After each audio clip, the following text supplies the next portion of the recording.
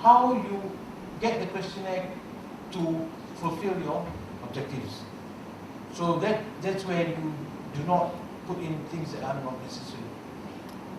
By the way, when we talk about this, I do these mistakes. I've done these mistakes earlier.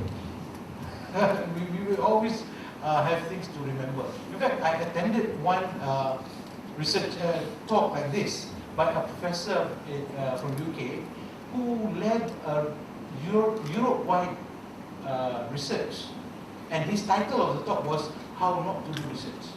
So he talked about all the mistakes that they made in that particular one, and you'd be amazed at what they do. A lot of mistakes. So these are things that we have to pay attention to so that we don't make the mistakes again and again. So here, for example, when we talk about parts B and C, what students read and students' reading habits, then you will actually be quite focused when you're actually creating the questions. You will actually see that part B is only about what they read. So the reading habits will be going to part C. And if you have other parts, then you actually do that. So when you section your questionnaire first, you'll be more focused in questioning or creating the questions. Okay? So be specific. Okay? Be objective and be specific. Right? So we always think that we're specific.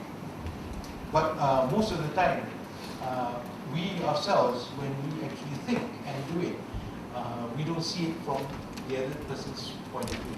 And you have to remember, when you actually ask hundreds of people or maybe thousands of people, different people will see things differently.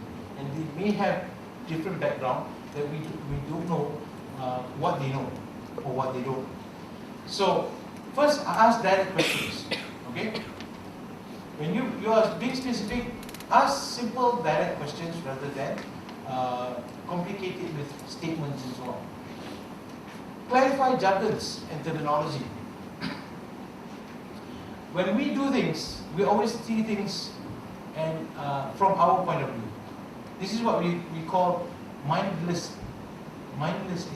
We do things mindlessly. So we have to be mindful instead. So think that, first of all, some people may not know the terms. People in the same area may know the term, but they may actually have different definitions. True. In social sciences especially, I tell you, everything has its own meaning and many meanings. So you consider this following. For example, curriculum. What curriculum to you is probably different from how I see it. Not that I'm right or I'm wrong, but even in curriculum books, for example, there are many, many views of curriculum. So what is curriculum in relation to practice or pedagogy? Even then, some people say curriculum is subset of pedagogy. Some people say, oh, there are two parts and making one. And the other one is say curriculum is bigger, pedagogy is part of it, and so on. So perspectives are different. So be clear that these things are clarified. Policy, for example. You know, policy is a difficult word. Everybody knows what a policy is. Okay, but what is a policy? One Malaysia, is it a policy? Yang pandang ke timur, you know, everybody looking. Is it a policy? Because policies, you know, for example, economic policy is different because it makes a difference to life. So, teaching aids. When we talk about software, hardware, IT people will frown. Teachers talking about software, hardware. Because when we talk about software, hardware, it's not like the IT understanding. So, students' needs, that's even worse. Every educator will talk about fulfilling students' needs. Then when we talk about what do they need, everybody will have different ideas. True. It's so, clarify jargons. Be specific. Be clear. Be clear is quite open. So some part will be avoid double-barreled questions. Some of you may have heard this from your research, research training in masters, right? But double barrel has a lot of meaning. So meaning a lot of things can be double barrel. Okay? And what it means is that when you ask one question, it may have two meanings or more. That's double barrel. So later we'll talk about those examples. Oops. The other one would be double negative wording. Okay?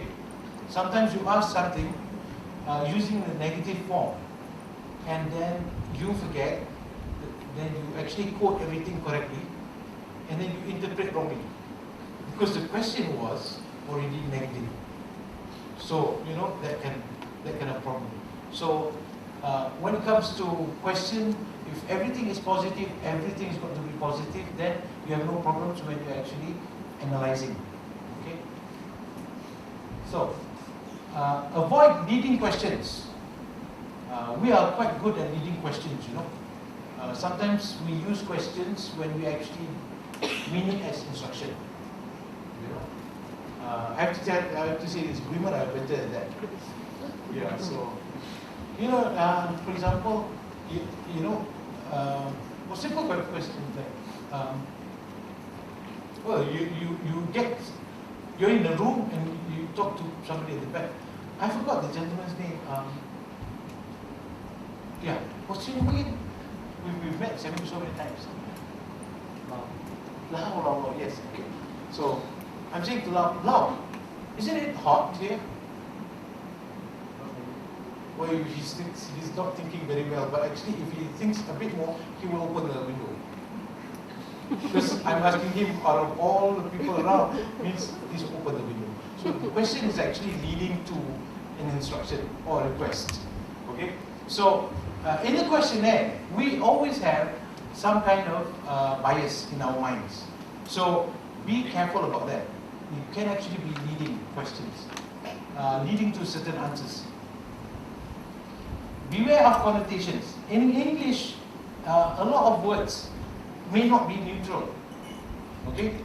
May not be neutral. And therefore, there are some words that actually have positive or negative connotations.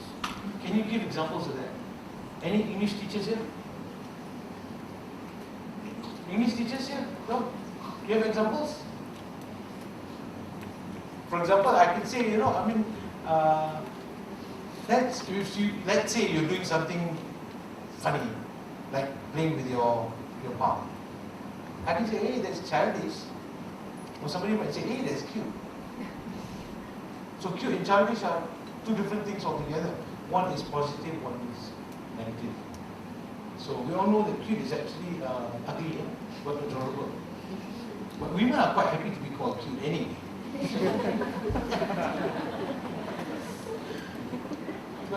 When people talk about my tummy, you know, growing bigger, I say no. Now it's trendy. Since Kung Fu Panda, it's already trendy for male to have big tummy. So anyway, so you understand that some words can actually mean positive or negative. So be careful of that. So in all languages we have that. You know, for example, passed away, died, and kicked the bucket, went to meet the creator, that kind of thing. So these are words that, you know, even toilets, you know, I want to powder my nose. The girls are always lying when they powder their nose. They do other things. And then, you know, you get males also say, sorry, I have to powder my nose. Okay, anyway. So, consider the following.